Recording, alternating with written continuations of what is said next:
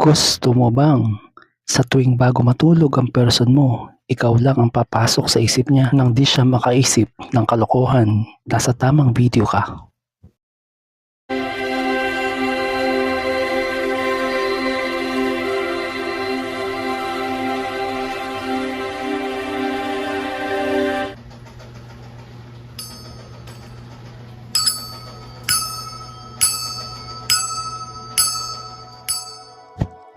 Bago ko po simulan ang session na ito, mag-subscribe na po kayo. Malaking tulong po ito sa ating channel. Musika, orasyon.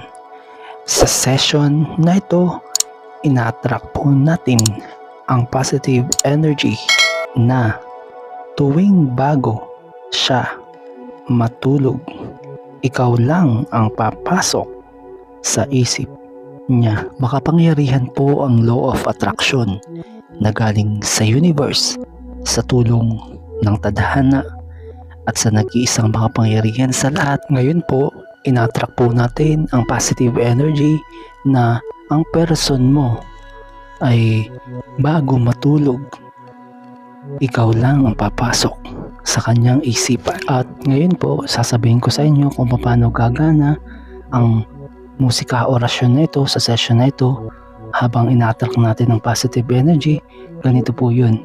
Sa bawat paghiling mo po, habang tumutugtog o may naririnig kayong musika na hindi ako nagsasalita, ay sabihin nyo lamang po ay I claim it, matutupad, matutupad. Hindi nyo po sasabihin na may sana, dahil yung word o salita na sana ay napaka negatibo. Ulitin ko po, sabihin mo po I claim it, matutupad. At idagdag ko pa po, sa tuwing kayo po ay humihiling sa session na ito, sa orasyon na ito na nasa musika, wag po kayong magsasabi ng salitang sana, o kaya wag nyo pong iisipin na sana ganito, sana ganyan. Napaka negatibo po niyon. Sa halip na mangyayari po yung iyong ina-attract na positibong enerhiya, ay mas negative po ang papasok. Kaya ganito po ang inyong gawin. Habang humihiling o pagkatapos ninyong hilingin na ang person mo ay maging ikaw lamang ang iniisip niya at maalala niya ang mga sweet moments nyo. Pagkatapos po nang sabihin mo po I claim it 3 beses, I claim it, I claim it, matutupad. At kung ikaw po ay nasa bahagi pa nito, ng video nito, pagkatapos ko po magsulat dito ay ang pagbabasa ng tarot reading. At dun po sila po ay tumutulong na ma-attract pa ang positive energy at mas matupad pa ang ating ina-attract na ang person mo ay tuwing bago matulog siya, ikaw lang ang papasok, ikaw lang ang iisipin niya.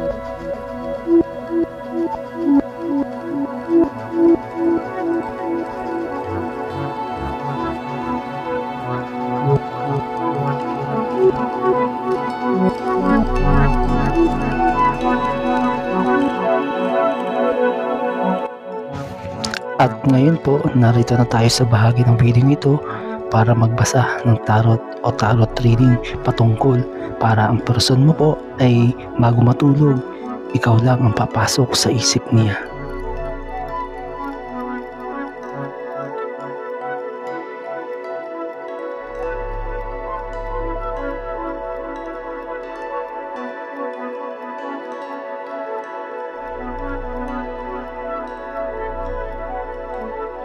Sa unang tarot card, ito po ang The Empress.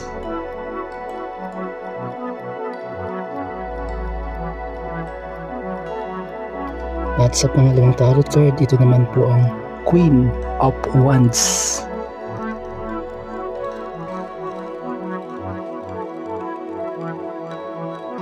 At sa pangatlong tarot card, ito po ang Two of Pentacles.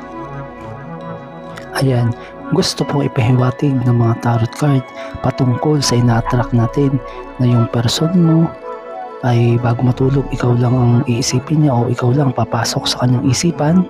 Pinapakita po ng mga tarot card ang Empress, ang Queen of Wands, mga babae po na namumuno. Ang ibig sabihin, ikaw mismo ang queen ng person mo. Kung ikaw naman ay lalaki, ikaw ang king ng person mo, ay matutupad na papasok sa isipan ng person mo. Nagets po ba? Opo, ikaw at ikaw lamang ang papasok sa kanyang isipan. At ang pangatlong tarot card naman po, makikita ninyo ang Two of Pentacles ng kanyang hawak. Pinapakita nito na sa iyo lamang iikot ang isipan ng person mo. Kaya po kung ikaw ay nag-aalala na baka ang person mo ay kung ano na pumapasok sa isipan at gumawa ng kalokohan, napakainam po na patugtugin mo, humiling ka, patugtugin mo ang video nito at humiling ka. Paulit-ulit pong humiling at ang iyong kahilingan na tuwing tutulog ang person mo, ikaw lang ang papasok sa isipan niya at hindi siya makakaisip ng kalokohan. Kaya po kung ikaw ay naniniwala sa ganitong pamamaraan at gustong matuto ng ganitong pamamaraan, ito po ay iyong gawin sa tulong ng universe, ng tadhana at ng makapangyarihang nasa itaas. Maraming salamat po at God bless. Walang sawa po kayong sumuporta sa ating channel. God bless po.